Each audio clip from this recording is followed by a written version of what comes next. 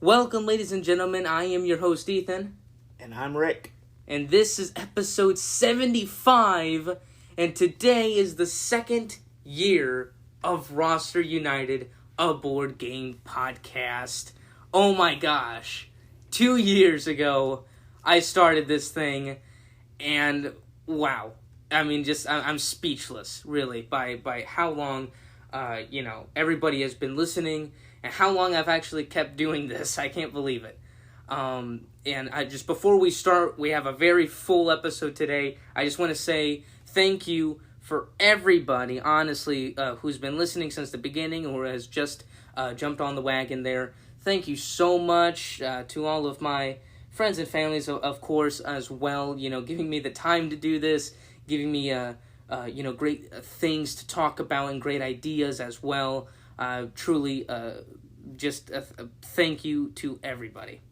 And with that, let's get into the second anniversary edition episode with the first thing, which is the interview. Yeah, so to break the episode down, I'm gonna interview Ethan a little bit just about some things around Roster United and the creation of it. Then we're gonna kind of pivot a little bit, talk through, just give a top 5 list of our favorite kind of family intro level games. These are games that you can find at a Target, for example. And then we're going to do a board game review of Earth, very popular new game that came out. Mm-hmm. But first, we're going to do a little bit of an interview here with Ethan, just for some historical background. Not take necessarily too long here, but just kind of marking the moment, 2 years of doing Roster United. So Ethan, looking back when you kind of started this podcast, what was your desire? Why did you start Roster United? Well, honestly, it was you. You loved podcasts. You have talked about them. You found out 12, 13 years ago about Secret Cabal and the Dice Tower podcast. And ever since then, you and I have always talked about making a podcast together.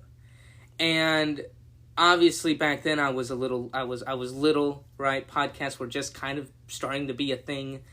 And right when I found out that here on Anchor you can make a free podcast, I immediately jumped in the wagon. I immediately knew that we could talk about board games. And that was kind of my desire. This was a dream, honestly, for both of us, really. Mine especially, to do this. And I just really loved it. And that was kind of the desire of making it. Yeah, and I think, kind of your initial theming around the podcast. I remember you kind of doing different board game websites on free website creators. You did reviews. We've played board games now, like you said, probably been about 9-10 years now. We kind of got into the hobby. You were really young back then, so we started with some basic games and just kind of grew it. Now there's probably not a game we wouldn't play. I mean, we don't get into the heavy war games or anything like that with like the little tiny hex and chits and things. Mm-hmm. But we do play a lot of heavy Euros and some of the area controls. I mean, we have a board game room full of games. But kind of your initial theme on this, and I think where the name came from, is really just your love of when we got that first Marvel United Kickstarter set in, and we went all in on that. So you kind of want to talk through what your initial thoughts was, because a lot of the listeners here might have started with us because of that. They wanted your Marvel United reviews, and I think we're here to say that we're not necessarily going away from that, but obviously these Kickstarters have long gaps between them, and when the Marvel United multiverse comes out, we'll dive right back into that, and we'll want to talk about it. But what is kind of, you want to talk through a little bit what your original thoughts were around the podcast and what you wanted to talk about? Well, I knew every podcast always talked about a couple of games every week or every 2 weeks. That was kind of the main thing in anybody's podcast. But there was also a specific podcast that talked about one game, and they would go in depth with every card and strategy and things like that. I mean, like, for example, now there's so many Magic the Gathering podcasts as well as Disney Lorcana podcasts as well. And Disney Lorcana's not even out, and they're already making 30 episodes of it. So, and then there's this game called Marvel United that came out. And when I heard that it's a simple 12, deck hero with their miniature, every single hero, every single villain in the game is different, completely unique. I just knew, okay, this game, which has a lot of backers and has grown with that many backers and that much money, and now there's a huge community out there now with Marvel United and all these big campaigns that people are making for fun. It's grown, and I just thought I loved it. I fell in love with it, and I thought, you know what if I did a podcast, not just talk about any kind of games, but what if I talked about this games in particular?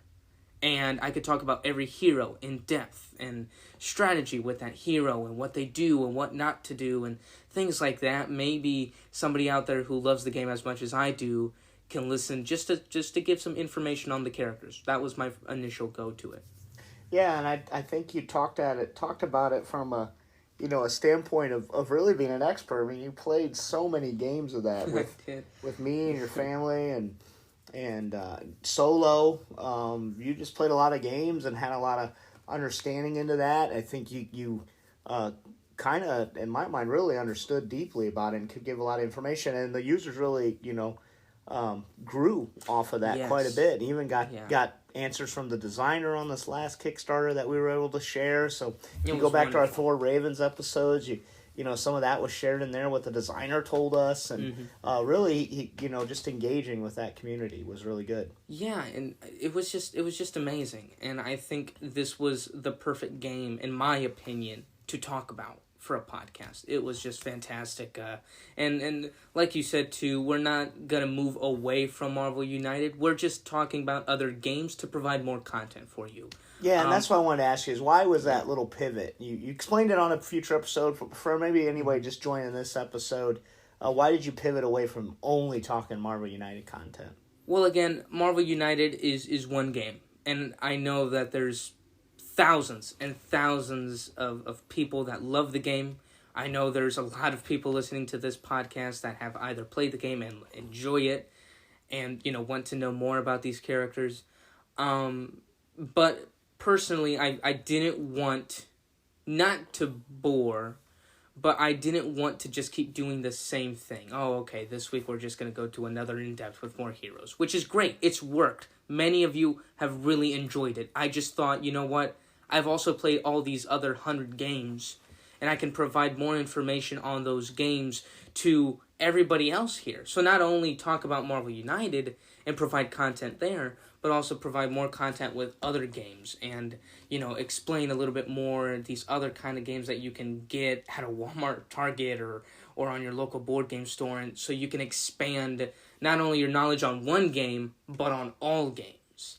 And I think giving it a chance, we really love playing games at home. Mm-hmm. And kind of where we started with it was, I grew up, I always loved board games, but, the games I was aware of at least were, like Monopoly and Clue and games like that I loved, but, those take, they're, Clue can be, it's a little roll and write, or a little roll and move, and it's a lot of, randomness. Really real decisions. Really. Monopoly, the way we played it at home could take 9-10 hours. Mm-hmm. So it's hard to get anybody to play with me. And then, obviously I grew up in the age with Nintendo and eventually games, Switch. Yeah, so kind of when you were growing up, it was video games. So I noticed you were doing a lot of video games. And there's nothing wrong with that. Everybody's got to make their own decision. But I didn't want you just only talking video games to video games. So in order to kind of help you think, critically a little bit and get you involved with math, I started looking into hobby board games, what we would call hobby board games. And even though I might have wanted to play complex ones and dive right in, obviously with you and your mother is very, definitely not wanting to get anything heavy, we started playing some lighter fare, lighter games. And getting just to do that. So getting you to count and add up your score and think about strategy. And that's kind of where it grew. So... what we want to do here a little bit, and I think, kind of how you expressed it to me is, we know Marvel United is an entry game, it's simple, in comparison. It's got a simple rule set, a lot of variety though, a lot of strategy, combos, so it's kind of hits that sweet spot of an easy game to learn, but a lot of depth or maybe Yeah. hard to master.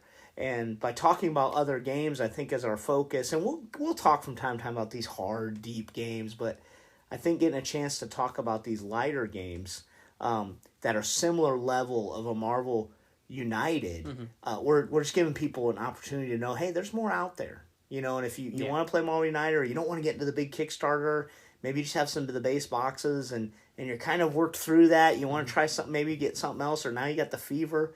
I think we want to talk through some of that moving forward. Yeah, and again, I mean, like you said, I didn't really know about these board games, right? It was always Connect 4 and, guessing games and flipping games, whatever, all these classic games that are fine. A lot of people love it and enjoy it. But then, you start playing these other games and stuff, Ticket to Ride, Splendor, Rise of Augustus, for example. And it was different, but it was better, at least in my opinion. And then when we started showing all of our friends and families these games, and throughout the years we showed them even more, and now, it's like, oh, if we're going on a family vacation, are you bringing this game? Are you bringing this and that? And, because we taught them the game. We showed them and explained to them about these games. And obviously I wanted to show and explain Marvel United in the podcast, but I also wanted to show and explain other games so they can also get interested and they can have a good time with, with their family and with their friends as well. And that was kind of a pivotal point, I thought. That was honestly not one of the decisions that I'm like, I shouldn't take, or that I was kind of scared. But right now, all of you who has been listening, it seems that you guys have really enjoyed these last couple of episodes where we've talked about other games. And again, thank you very much for that. And we will obviously continue with the Marvel United, but we will also continue now a bit more with other board games every week as well. Yeah, and I think, that makes a good point to my kind of maybe the last question here a little bit. Mm-hmm. What are some things you're excited about coming up that you want to do with the program or with the brand in general? Mm-hmm. For, in the next, 6 to 12 months, what are some things that you're excited about for this next year of Roster United? Well, there's a couple of things I had in mind, actually. We'll save the biggest one for last.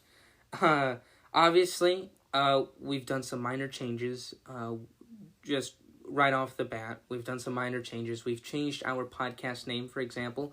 Instead of just being Roster United with an exclamation mark, now it's Roster United, exclamation mark, a board game podcast. Wow, big change. Big change. Huge change. And the reason I did this was so if people wanted to search in the podcast, Apple Podcasts or Spotify, and they want to search up board game podcasts, our results can be up there as well, so more people can find us and things. And so throw us a like. Exactly. Throw us a like if you got it. And subscribe as well in Spotify, Apple Podcasts, anywhere you listen to your podcasts. Get the name out there. There you go. Please do. We also have a brand new logo as well, because, why not? It's a new year for Roster United. It deserves something a little bit new, so we changed it. The biggest thing, though, I must say, or one of the biggest things, is a actual official website. Not one of these cheesy websites, obviously invest in it a little bit and make this awesome website for all of you so that we can provide all kinds of cool articles, contents, episodes, and all that stuff all there in that website as well. And the biggest thing I'm super excited for is the YouTube channel. I've had this idea for a little bit. I think I've talked about it, once in the show. But honestly, the YouTube channel is something I really want to do. We have a couple of good cameras out there. We have obviously great themes and ideas that we're thinking of. For example, Is This Game For You? Which is basically a video about one game, and we'll try to explain everything of that game under a minute or a minute and a half, 90 seconds or less. So we don't take too much time of your day, but also we could provide so much information about that game. And me and my father, we will both try to do these episodes for you. so that, hey, you know what, before you pick up this game, you can run by us. You don't have to agree with our opinion, but at least we can give you how the game is played, the setups, and different things like that to see if this game is really for you. Yeah, and we kind of want to do like 2 tiers of that, right? Yeah. And correct me if I'm wrong. Like a real bite size, just this is what this game is. Quick. Because, we know how it is, right? Everybody got a lot of time. What is this game about? Like what kind of game is it? How long is it? How complex is it? Can I play it with my family and friends? We want to give you that. But if you want to, like, watch us play it, or if you want to get a deeper, what our opinions are, what do we like, we're going to offer both sets of that content moving forward. So, but we definitely wanted to get into the short, we know how it is. It's nice to be able to, you're at the store, you want to hear in 60 seconds, 2 minutes, whatever that is, know what this is about. We want to provide that. Yeah, of course. And, obviously doing that.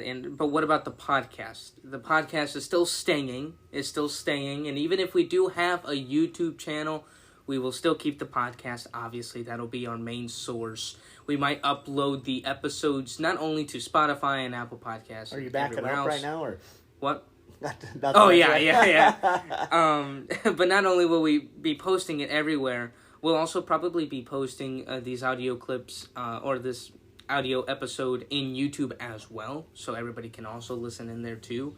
And all of our reviews and in-depth gameplay, we could probably take the audio recording out of that video and probably put it in the actual episodes here in the podcast, so you can all hear in the car. I understand, we don't have that much time in our day to actually sit down and watch a video that's an hour long or whatever. But a podcast, that you can do, because that, and this, right? I mean, you can easily pause and get out of your car, do your thing, come back tomorrow, go to work, come back from work, or wherever, a trip, or even in the house, put on an earbud, earpod, or AirPod. Wow, I said everything but the actual thing. AirPod, and just listen to the podcast and things. It's so much easier to do. But if you still want to see what we're doing, the actual game and things, obviously we'll have videos both. for that. Yeah. So, but yeah, we recognize the need to have some structure around the program. The format kind of being repeatable. So, if there's certain parts you want to skip to and obviously it's important to have those options in there. Yeah. So we'll be working on the format, the timing, bringing some more structure to it as well, and keeping all the info and the fun that we have about it. I think we've talked about too. We are gonna go to Gen Con this year in Indianapolis. That's right. So we'll probably do some end of day episodes, kind of like our Thor's Ravens updates, but for Gen Con, just kind of things we've seen and what we liked, and just to kind of, for folks who couldn't go or don't know what that's all about, just kind of give you that perspective a little bit too. That'll be coming in August, so we're looking forward to that. Yeah, and we're gonna go all 3 days. And we obviously the 3 main days, right? The fourth days. Day, but the fourth day is kind of shut down. But we're gonna definitely be there Thursday, Friday, and Saturday this year. And that's gonna be very fun. We're there all the days. And it's just gonna be fun. Like you said, we're gonna come back and do it. But before we also go, I'll have a list. I'm sure my dad will also have a list of games that we both are anticipated for. Obviously, now I can give you one that I'm most excited for. It's a game called Lorcana, Disney Lorcana by Ravensburger, which we'll do another episode. Yeah, we'll get into that, right? We're getting into it, but I'm very excited for that. 2-year I'm not gonna anniversary. Congratulations on that, for sure. And yeah, thank you very much, by the way. Well, is that all the questions you have for me? I think so. I think we just want to do a brief interview for everyone, kind of in case you joined us in the middle here. But again, congratulations. Thank you very much. Yes, thank you. And of course, thanks to all of you as well who are listening. Without really any of you listening, this wouldn't be possible. So again, thank you all very much. All right, our next segment for today's super second edition Roster United episode, we have the just 5 family games for all of you.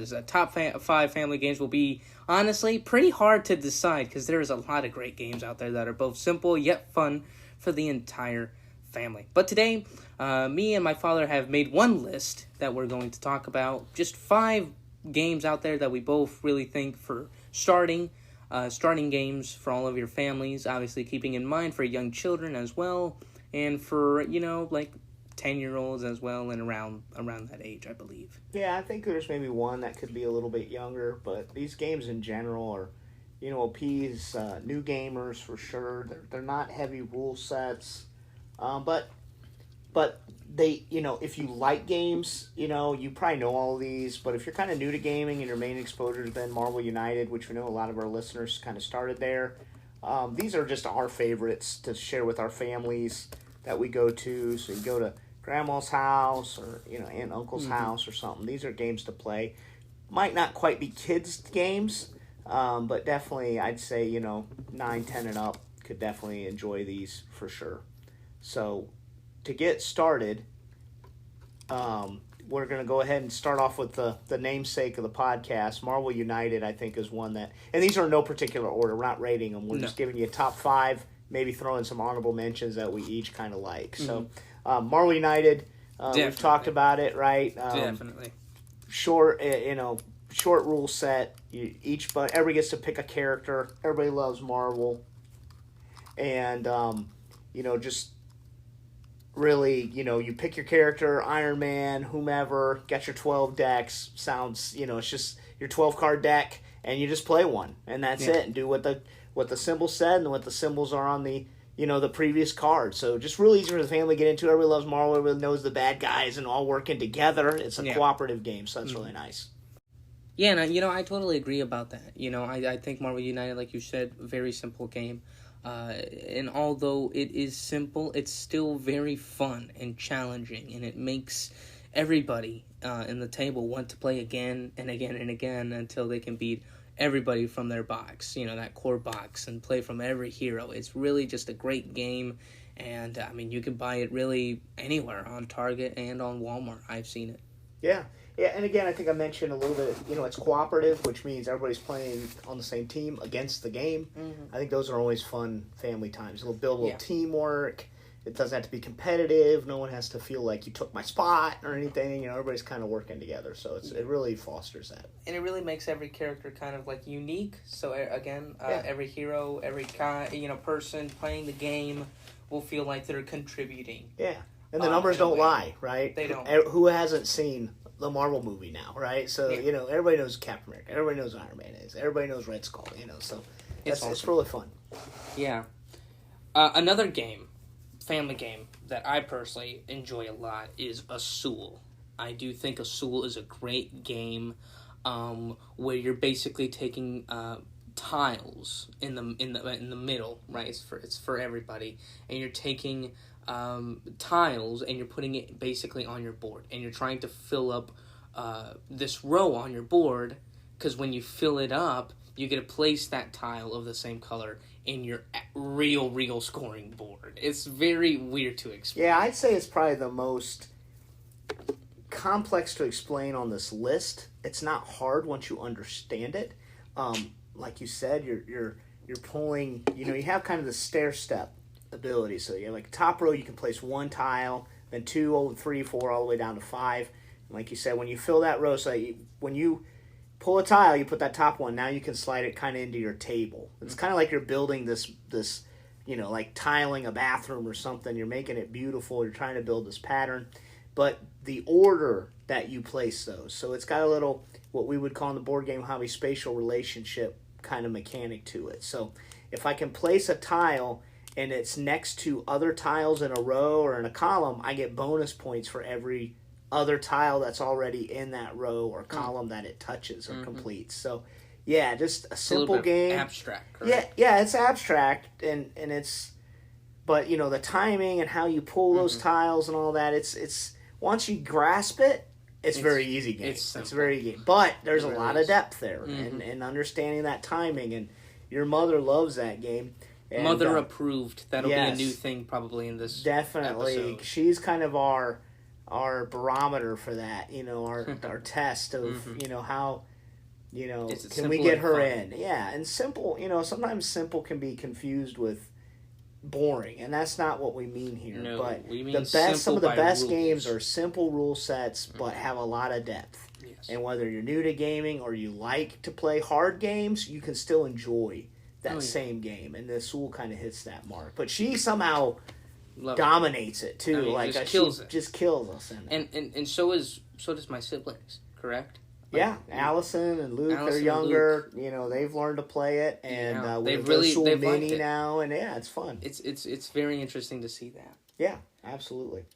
Another game in the list is also called Ticket to Ride, an OG game. Yeah, kind of one of the, really way back games. One of the first games I ever bought. To give you just a little hint, it basically won the Spiel des Jahres, which again, like mentioned before, it's the biggest award a board game could get, probably. Yeah, it's a German award for just kind of entry-level game, the Spiel des Jahres game. And Ticket to Ride won it in 2004. Yeah, so it's been out almost 20 years. Probably going to be seeing a 20th anniversary edition. It's got some beautiful editions. That's true. Basically, it's a map of the United States. You're trying to complete routes between cities on the map. Everybody has kind of some secret routes that if they can complete them, they get a bunch of bonus points.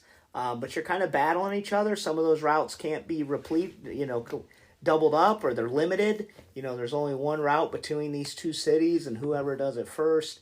The way you're doing that is on your turn. There's a row of cards that you can see of different colors. Certain routes require certain colors. Other routes don't. They just require all the cards to be the same color. There's some wilds. So you'll see like 5 cards out there, and you can decide to take 2 from that. Hey, I need 2 red cards. There's 2 red cards out there. I'm going to take them. Or you can draw off the deck, right? I'm going to take this 1 red card, but there's no more reds. I'm going to try and pull one off the deck, and hopefully I get it. And you're just collecting these cards and paying for routes. And again, it's very simple because, just collecting cards, paying for routes. That's all you do. Yeah. But again, strategy to it, because I know where I need to connect, point A to point B, right? But it's the way how you do it, because not only will you be completing your tickets, but the other opponent as well will be trying to complete them, and they might get in the way and use some of your tracks to obviously, probably it's not even intentionally, sometimes it is though.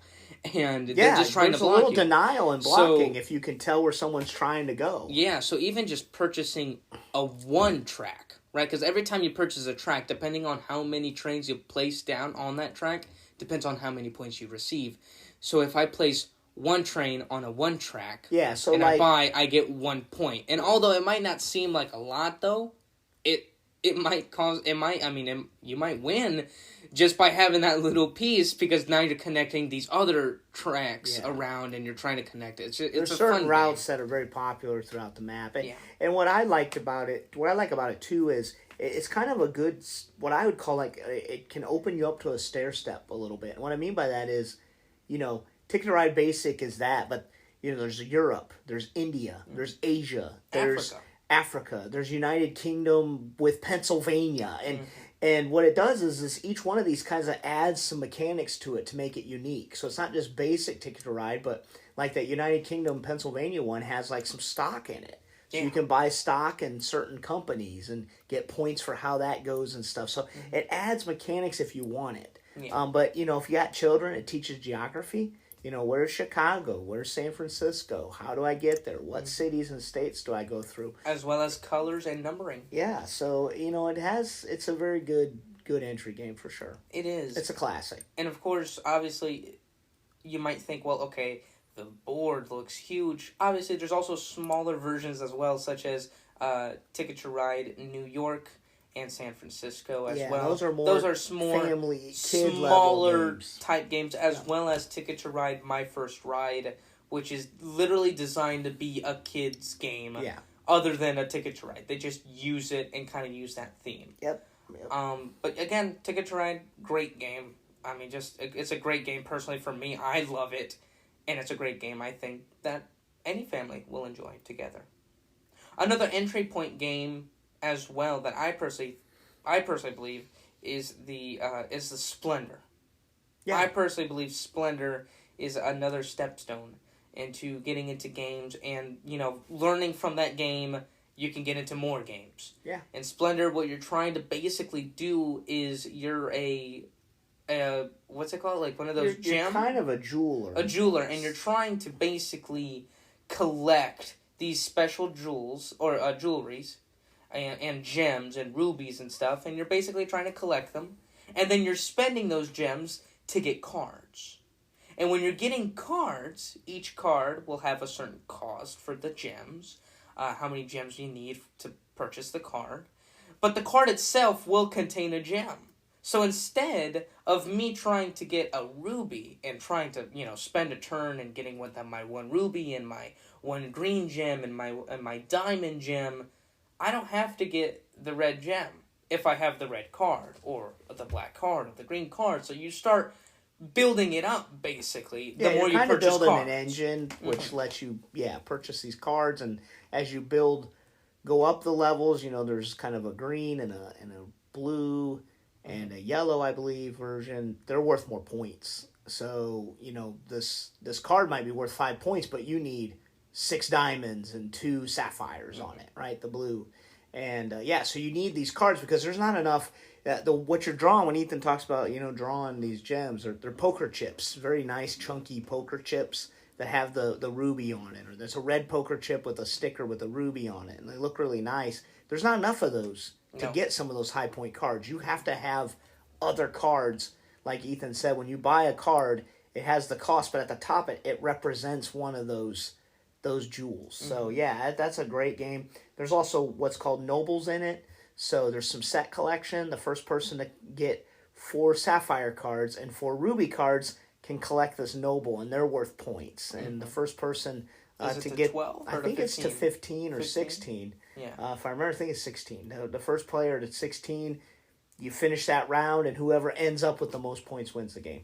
Yeah, it's fantastic. And it's very simple, honestly. Yeah, it's on your turn, simple. You're simply either, you can choose 2 of the same gem, or 1 of up to 3 gems, or you can take a card to reserve and get a gold gem, and a gold is a wild. It can represent any of them. So that's all you're doing, or you can buy a card on your turn, and that's pretty much it. Yeah, and I really enjoy it. We played that so much the box is falling apart. Literally. It literally is.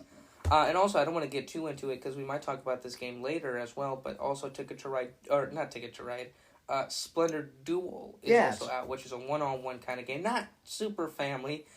Might be a little bit more strategy to it, just a little bit more. Yeah, the way you're pulling the jewels is a little different, but it's definitely a 2-player version. It's a 2-player game, which we probably have to Splendor. review. Yeah. Splendor and Ticket to Ride are also, if you'd like, you can get it as well digitally for a couple of dollars as well.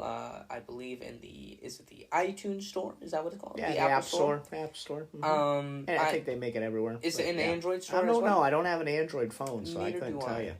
But it's definitely in the App Store if you like to get it as well. You could try it out there. Or you can just, just go ahead and go get it as well. It's very fun. It really definitely an entry game here. What are some honorable mentions for you, Dan? I think another one that we've enjoyed a lot is called Love Letter. It's a simple deck of cards. There's like 16 cards in this, and you're basically on your turn. You always have a card in your hand. You pick a card, and you play one of the 2 that you have. And they have different abilities, and what you're trying to do is knock the other players out. But the whole game, each round plays in like 5 to 10 minutes. Does not take long. It's quick. If you are knocked out, it doesn't matter because another round's going to start in a couple of minutes. There's ways that you're trying to guess the other player's cards. If you do, you beat, they're out. You can compare the card you have with theirs. If you do, they're out. Or you just survive till the end, and whoever has the highest card wins.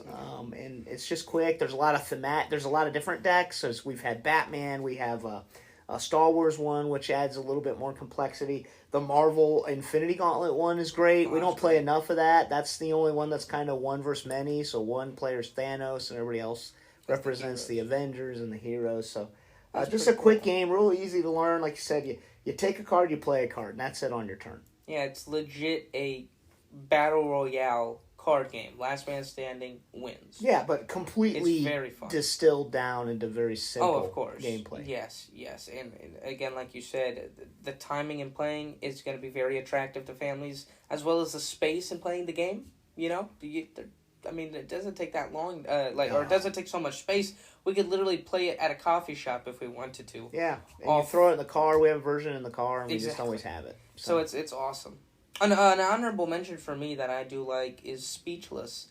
Honestly, I love it. And Speechless, basically, it's a party game, per se. It's a party and family game. What you're trying to do is that you have 3 cards in front of you, right? And they each have 3 words on them. And what that person has to do with those cards is act out those words. Or the 2 words, excuse me. You have to act out those 2 words. While everybody else is trying to guess what you're acting. Yeah, it can be for something my generation, it would be called charades, basically, where you're acting it out and you can't talk. So that charades is basically that. So you're acting out, you can't talk, you only have 6 of them, you have 90 seconds, and that's it. That's literally it. And it's just the cool part about it though is it's not teams. You're on your own team. So you're guessing, you're acting out for the entire room. 6, 7, 8, 9, 10 people in this room. You take turns being the charade guy, and you're just acting it out. The cool part is if somebody guesses it right, they get 2 points. But if 2 people guess wrong, but they guess the same thing wrong, so you just do it in such a way that everybody thinks, maybe you're doing a horse and everybody else thinks it's a donkey, those people get 1 point still. Mm-hmm. And then the person doing the acting, whoever got the highest points, that's what they get. So they're trying to get people to guess the right stuff. They're trying to do as good as they can. They're trying, because that would count as towards But if you're just so bad at it that everybody guesses the same wrong thing, they still get points. So it's real fun. It's really fun. And it's very easy as well. I mean, it's one of the, probably, when people are over, it's probably one of our top played games. Yeah, your mom loves it, so it's a go-to game for sure. And again, everybody just enjoys it. We're laughing. We're all just very confused at most of the time, and like, what the heck is this guy doing? What does this mean? And it's very fun. Very good. Oh, yes. Well, I think that's it for our family mentions today. Yeah, it really is. Yeah, sounds good. We have one more thing for you all today. It will be the Earth review. Now, yes, let's start with that. Alright, it's review time. Today we are going to take a look at Earth, a game by Maxime Tardif, I think. Tardif, excuse me, I thought that was Inside Up Games. 1 to 5 players, ages 14 plus, 45 to 90 minutes. On the box, I'd say that's about Rife, right? Excuse me, Rife. Tardif, Rife.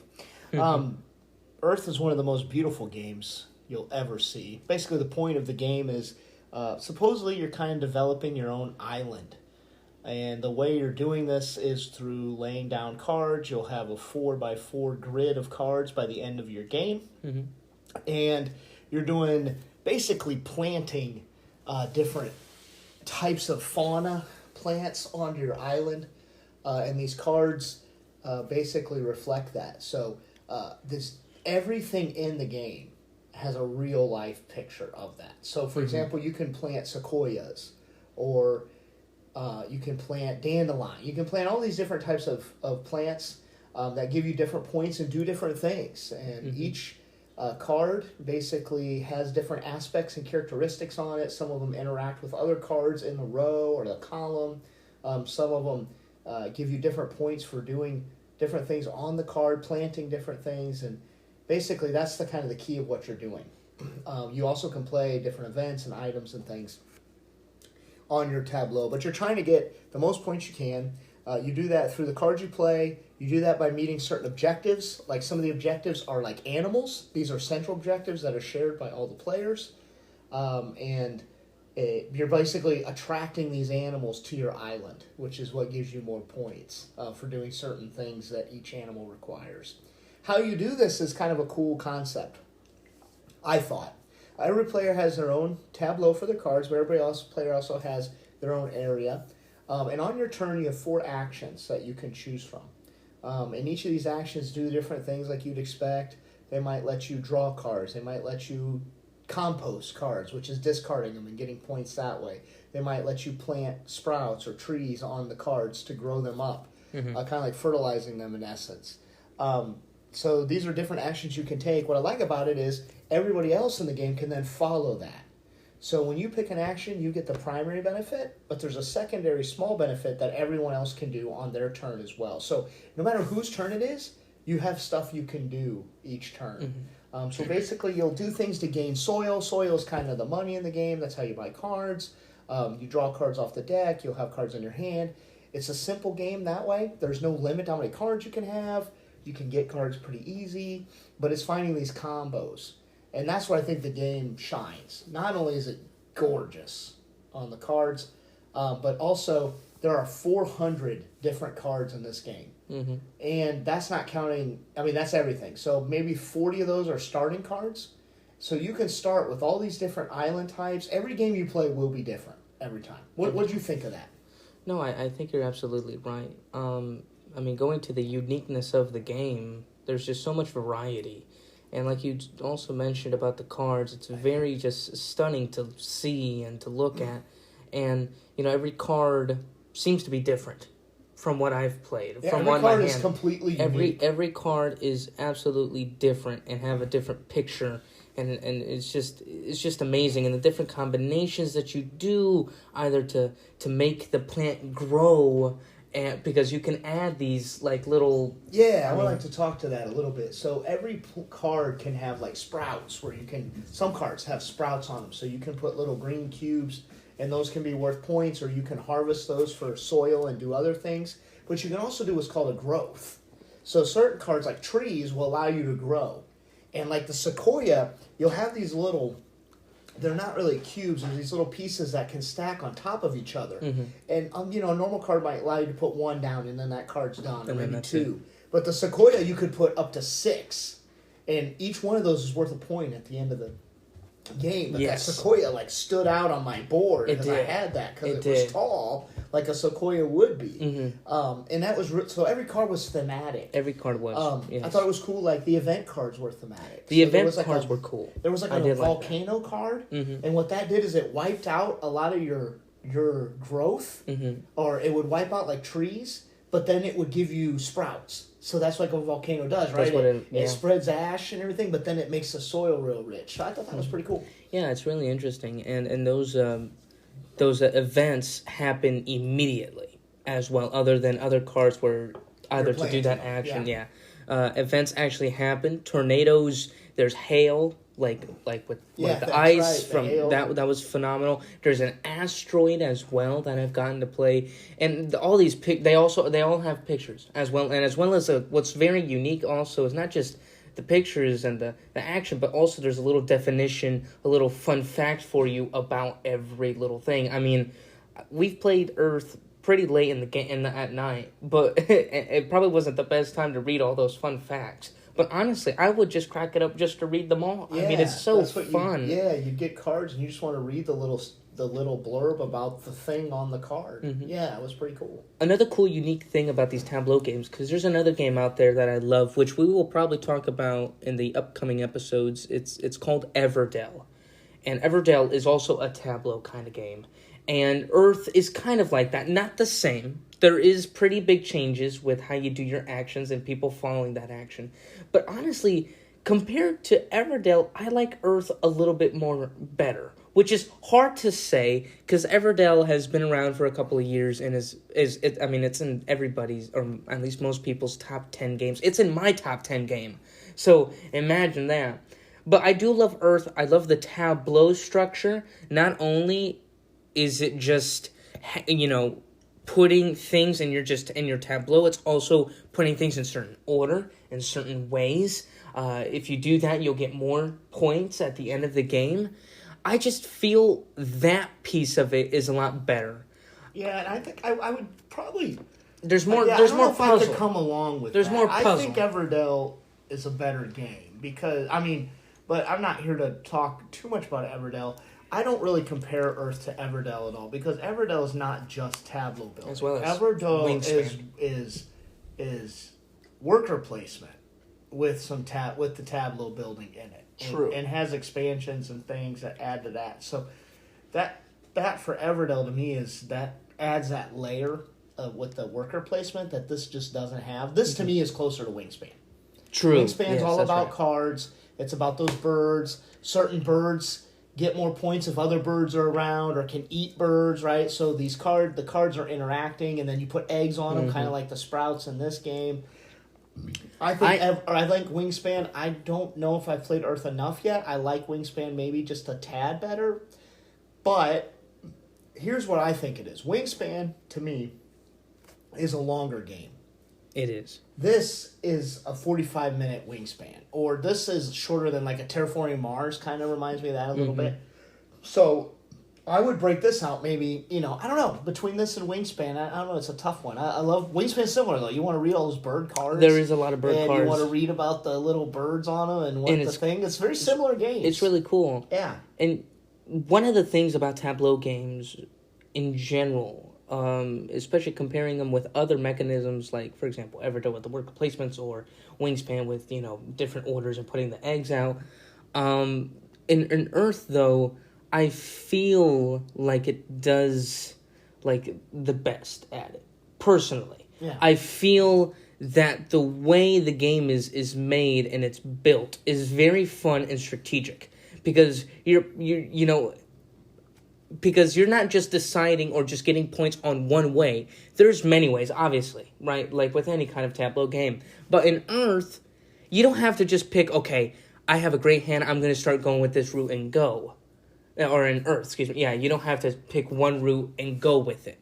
In Earth, and what I've seen when I first played it, was, yes, I had kind of one thing going, but I had multiple things going, and I still didn't feel overwhelmed. I got a whole lot of points by getting all the three major things, and I thought, usually, in Wingspan or something, if I have a good flow with something, like with the hawks that eat the lower kind of birds, I'm always going to just stick more points in that. And usually you get a pretty good score. But with Earth, of course you want to also go with a one direction if you can. But it was also very easy to go to all three of the main, all three of the main ways. And even I got points without even knowing it.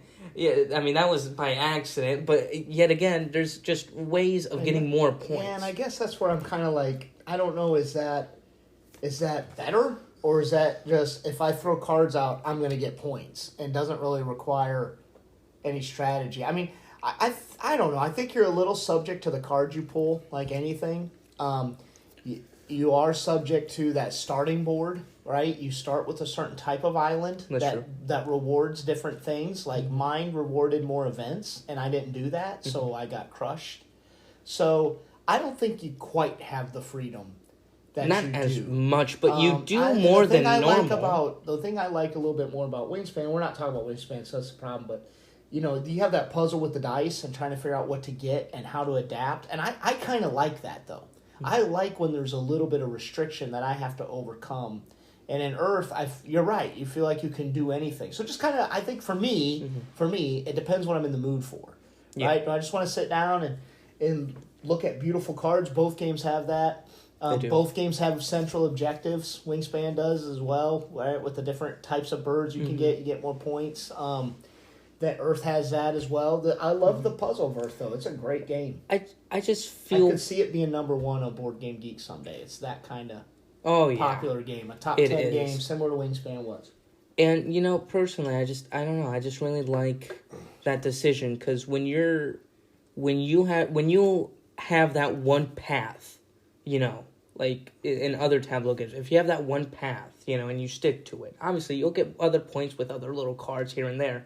But, you got that main way of scoring your points. Throughout the game, though, you can draw terrible cards and then still not generate those enough points, and then at the end of the game, you won't have enough to win.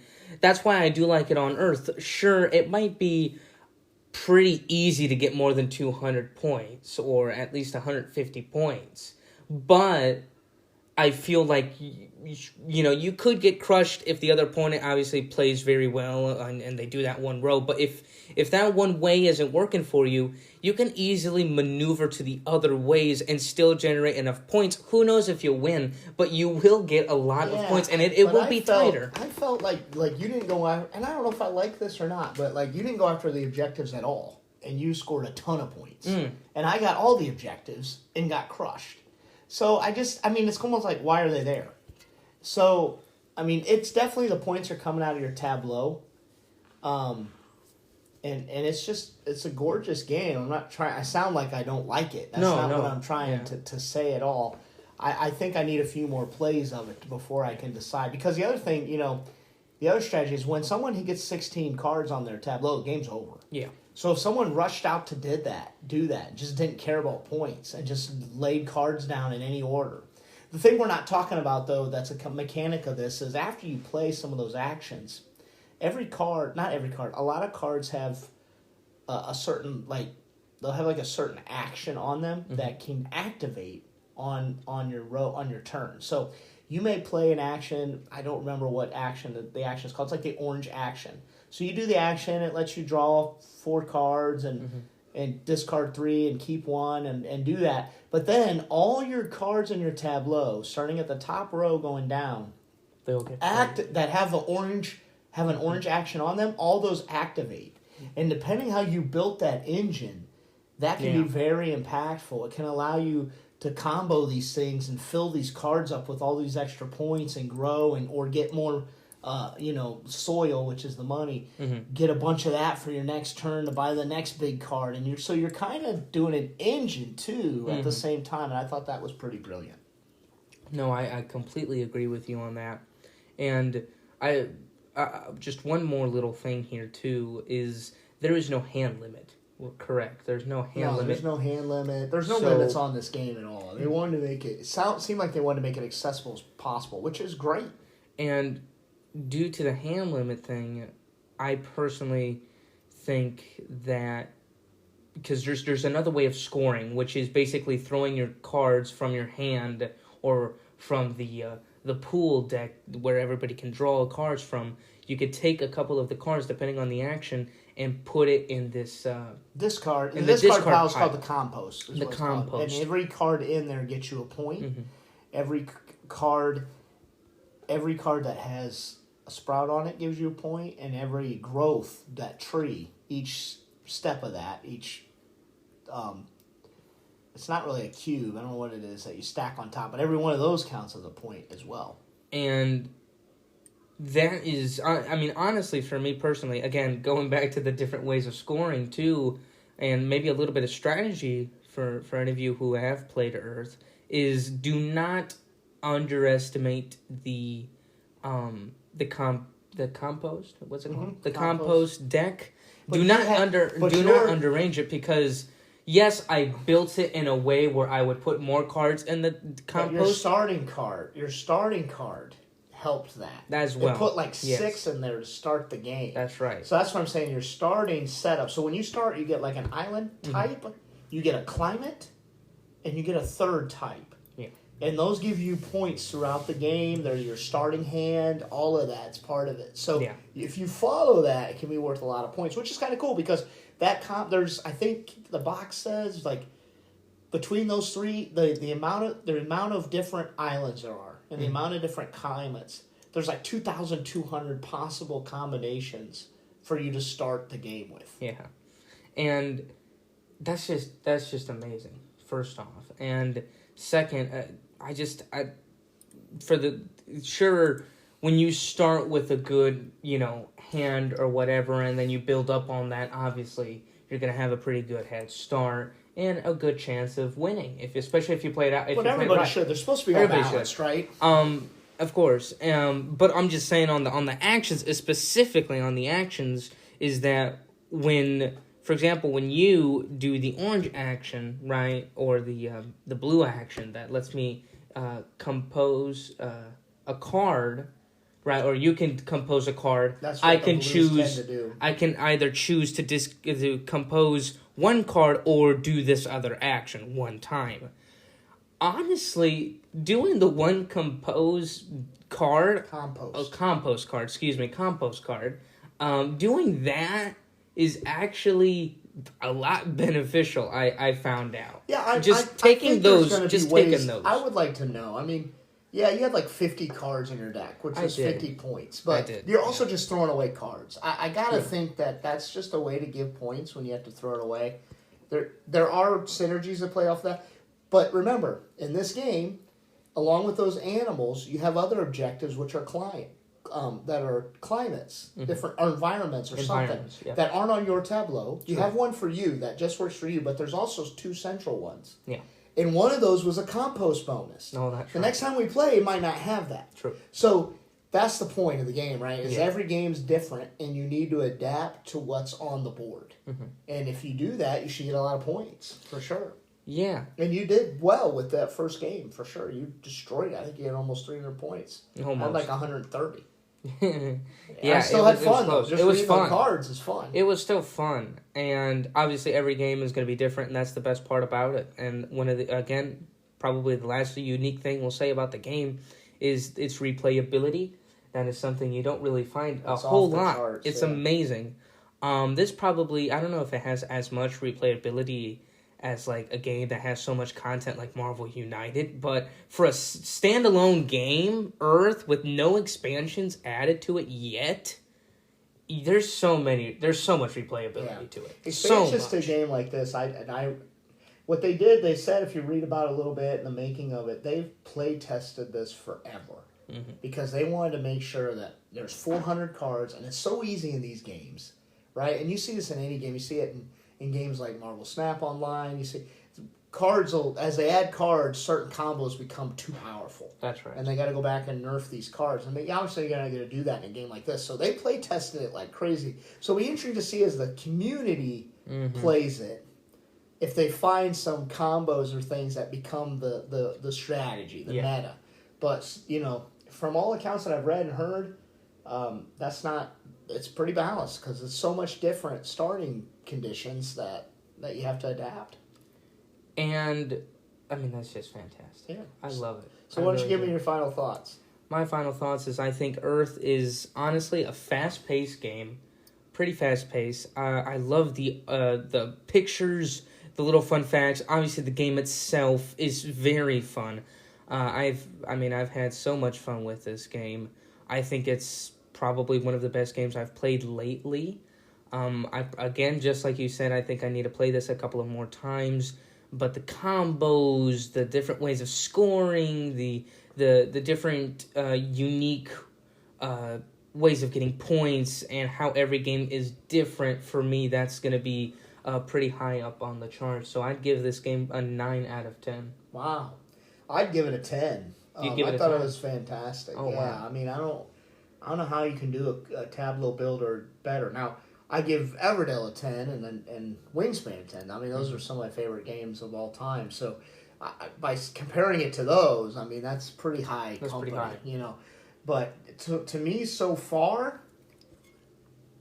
I think this is the best new game I've played all year.